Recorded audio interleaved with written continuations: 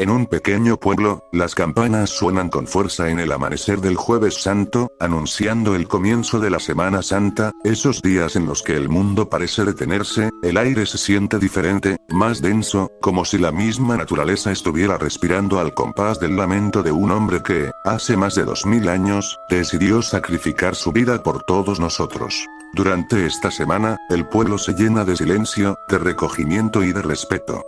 Las calles quedan desiertas, las tiendas cerradas, los niños se quedan dentro de sus casas, sin jugar en las aceras, y los adultos guardan un profundo respeto hacia la solemnidad de esos días. Se dice que en esos días, especialmente el Viernes Santo, el mundo pierde algo muy importante: la protección divina. Algunos cuentan que Jesucristo, al ser crucificado, no solo entregó su vida, sino que también se apartó momentáneamente de la humanidad, dejando un vacío de protección. Ese día, nadie debía salir. No porque fuera peligroso, sino porque el mundo ya no estaba bajo el manto de su divino resguardo. Algunos ancianos del pueblo cuentan historias y relatos de generación en generación, sobre personas que se atrevían a salir en la madrugada del Viernes Santo. Decían que algo extraño ocurría. Se sentían vacíos, como si un frío inexplicable les recorriera el cuerpo. Otros incluso afirmaban que, aquellos que se arriesgaban, regresaban con historias raras, como si hubieran cruzado con sombras extrañas, presencias que no estaban en este mundo. ¿Por qué? Porque, como les enseñaron desde pequeños, durante esos días, especialmente el Viernes Santo, la presencia de Cristo, esa fuerza que todo lo protege y todo lo envuelve, parece haberse alejado. El sacrificio es tan grande, tan doloroso, que no solo afectó al cuerpo de Jesús, sino a todo lo que lo rodea. Se cree que, cuando Él murió en la cruz, una parte de ese manto protector se fue con Él. Y por eso, algunos piensan que salir a la calle es casi un acto de desafío, como si se interfiriera con la tristeza del universo. La gente del pueblo, en su mayoría, se queda en casa, se dedica a rezar, a meditar, a recordar que en esos días de sacrificio, Cristo fue quien cargó con el peso de todos los pecados. Y ellos, con humildad y respeto, prefieren permanecer en silencio, sin perturbar la paz que emana de ese luto sagrado.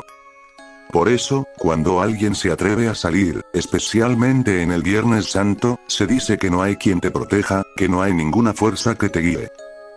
Estás solo, con tu miedo, con tus dudas, caminando en un mundo que se ha quedado en un limbo, donde la protección de lo divino parece haber sido retirada, aunque solo sea por unos días.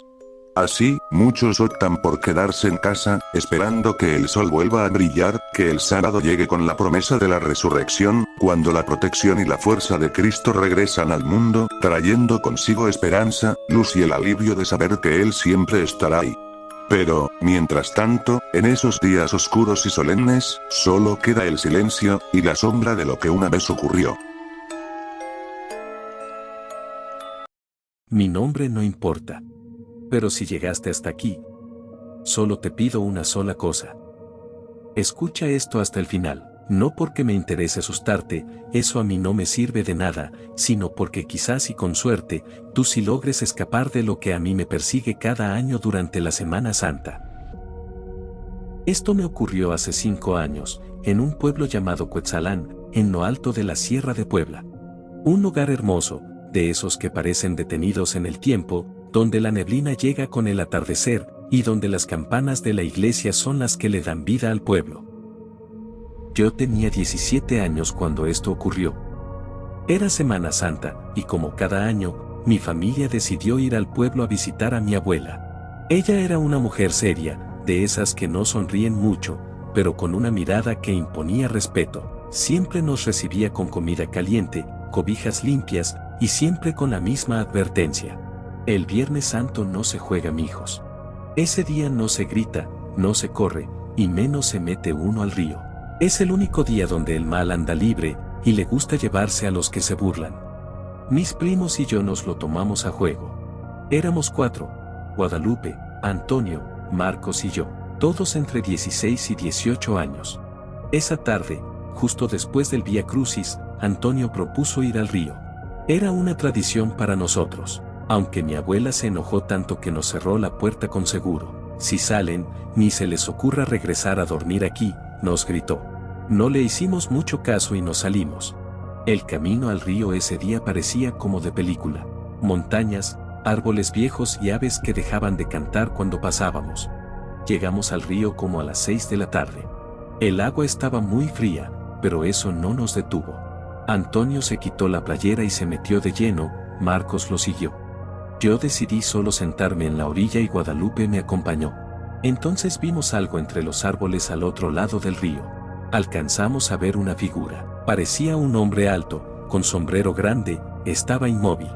Creímos que era un campesino, pero este no se movía. Antonio le gritó, intentando saludarlo, y nada. Al verlo extraño y que no respondía ni se movía, le lanzó una piedra. Y en ese instante desapareció. No se fue, no corrió, simplemente desapareció. El río, que antes su corriente sonaba suave y relajante, comenzó a rugir, como si se hubiera despertado algo en el fondo. El cielo se cubrió de nubes negras y se oscureció totalmente, a pesar de que aún era temprano. El aire se puso tan denso que hasta nos costaba respirar. Corrimos completamente aterrorizados de regreso al pueblo. Del miedo, ni siquiera nos dimos cuenta de que faltaba mi primo Antonio. Cuando llegamos, el pueblo ya no era el mismo. Las calles estaban completamente vacías, las casas cerradas y las luces apagadas. Todo estaba en completo silencio. La puerta de la casa de mi abuela tenía marcas de ceniza, como si hubieran pasado lumbre por encima. Nadie respondía a nuestros gritos de ayuda. Entonces, sonaron las campanas. Pero no eran campanas normales. Eran lentas y pesadas, como si alguien las tocara con odio. Corrimos a la iglesia, atraídos por ese sonido y suponiendo que ahí había gente. La puerta estaba abierta. Todo adentro estaba iluminado por velas, pero vacío. Al fondo, donde normalmente cuelga el Cristo crucificado, había otra figura. Era mi primo Antonio, colgado de los brazos, con la piel blanca y pálida, como si fuera papel, los ojos y la boca abierta, como si hubiera gritado, un grito que jamás se escuchó. Guadalupe gritó, Marcos cayó de rodillas, y yo ni siquiera pude moverme de la impresión. Entonces, algo habló. No lo vimos, pero lo escuchamos como si estuviera dentro de nuestras cabezas. ¿Se burlaron de mi día? Pues yo también sé jugar. La puerta de la iglesia se cerró de golpe, las velas se apagaron, una por una, y todo se convirtió en oscuridad. No recuerdo cómo fue que salimos, solo recuerdo que al día siguiente amanecimos tirados frente a la puerta de mi abuela, y ella estaba ahí, sentada, rezando con los ojos cerrados. Nos miró con decepción y nos dijo, uno menos, ya ven, que les costaba hacerme caso. Desde entonces, no he vuelto a pisar ese pueblo. Guadalupe quedó muda y con problemas mentales. Marco se quitó la vida solo unos días después. Y yo escucho las mismas campanadas cada Viernes Santo. Así que si estás viendo esto, si estás en un pueblo, en la sierra, en la costa, en el monte, incluso en la ciudad, donde sea, y es Semana Santa, procura no salir después de las 5.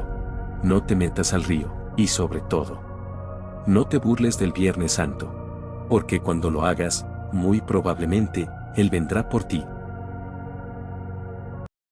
No suelo contar esto, y menos durante Semana Santa. Pero cada año, cuando llega esta fecha, no puedo evitar recordar lo que viví hace unos años en un pequeño pueblo del sur de México.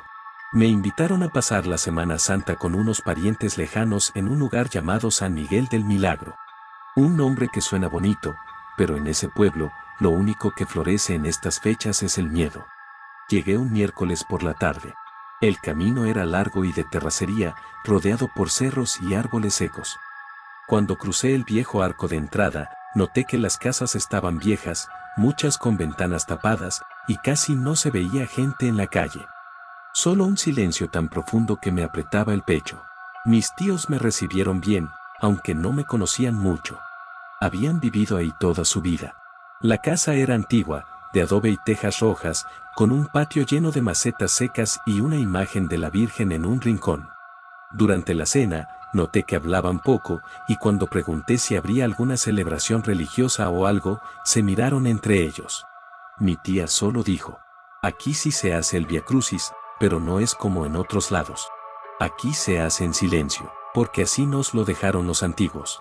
No entendí mucho en ese momento, pero algo en su tono me dejó inquieto. Antes de irme a dormir, mi tío me tomó del brazo y me advirtió. El viernes, cuando acabe la representación, enciérrate. Pase lo que pase, no salgas. No mires por las ventanas. Y si escuchas rezos o cantos, no respondas. No es para ti. Pensé que era una de esas tradiciones exageradas. Pero igual asentí, sin saber que esa advertencia era lo único que podía salvarme. Llegó el viernes. Todo el pueblo se reunió en la plaza principal al mediodía. El sol caía con fuerza, pero nadie se quejaba, nadie hablaba. Era como si todos estuvieran atrapados en un ritual que no podían evitar. Los participantes del Vía Crucis iban descalzos, con túnicas desgastadas, arrastrando cruces de madera. Nadie pronunciaba una palabra, solo se escuchaba el rechinar de la madera, el roce de los pies contra el suelo y uno que otro cuervo en los árboles. Ni los perros ladraban. El que hacía de Jesús no era del pueblo. Eso lo supe después. Nadie lo había visto antes, pero tampoco nadie preguntó quién era. Caminaba encorvado, arrastrando una cruz enorme, con una capucha que le cubría la cara, pero la sangre seca que le escurría por el cuello y los brazos parecía real y vieja. Lo más extraño eran sus ojos. Por un momento los vi. Eran oscuros, como de carbón quemado, y al mismo tiempo, vacíos, como si no tuviera alma. Volvimos a casa antes del anochecer, y aunque el calor había bajado, el ambiente era más denso. El aire se sentía cargado, y el cielo, aunque sin nubes, se había vuelto grisáceo. Me encerré en el cuarto que me habían dado, cerré bien las ventanas y puse el seguro en la puerta, como me indicaron, pero no podía dormir. Había algo en ese silencio que me consumía. Fue cerca de la medianoche cuando lo escuché. Primero fueron pasos, lentos y pesados, luego, unas cadenas arrastrándose, y después, los rezos. No eran rezos normales, sonaban raros, como si los hicieran gargantas secas, desde lo profundo de la tierra. No sé ni cómo explicarlo, pero venían desde la calle. Me acerqué con cuidado a la ventana, moví apenas una esquina de la cortina. Lo que vi me dejó paralizado. Una procesión, igual a la del día, avanzaba lentamente por la calle, pero no eran personas, no del todo. Algunos tenían las caras cubiertas por mantos negros, otros, los brazos en carne viva, como si hubieran sido devorados por siglos. Vi mujeres de luto que lloraban sangre y niños con cruces pequeñas clavadas en las manos. Iban flotando a unos centímetros del suelo, despacio, sin ruido alguno, salvo por ese murmullo de rezos que gelaba la sangre. Y al frente, iba él, el mismo, Jesús, de la tarde, arrastrando su cruz. Pero ahora, su túnica estaba empapada de un líquido oscuro. Levantó la cabeza y me miró directamente. No puedo explicar lo que sentí. Era como si me hubiera arrancado el alma con solo esa mirada. Y entonces, sonrió. Una sonrisa que no era humana. Los dientes no estaban completos. Algunos eran huesos largos, otros parecían fragmentos como de uñas. Me alejé de la ventana. Me tapé con las cobijas como si fuera un niño. Escuché cómo pasaban frente a la casa, cómo se detenían. Alguien tocó la puerta, 3 veces. Suave, lento. Como si ya supiera que yo estaba allí. No abrí, no hablé, solo recé. No sé cuánto tiempo pasó. Al amanecer, todo había terminado. El pueblo estaba igual, como si nada hubiera ocurrido. Les conté a mis tíos, sin mirarme a los ojos. Solo dijeron, ya te vio, ahora va a regresar cada año. No por el pueblo, por ti. Y tenían razón. Desde entonces, cada Semana Santa, cerca de la medianoche, escucho los rezos, las cadenas, el crujir de la cruz. Cierro puertas y ventanas, apago todas las luces y rezo para que no toque mi puerta otra vez, pero sé que está cerca. Cada año más. Hace 2 noches, vi su sombra desde el patio. Esta vez no iba solo, traía otra cruz, y estaba vacía. Creo que es para mí.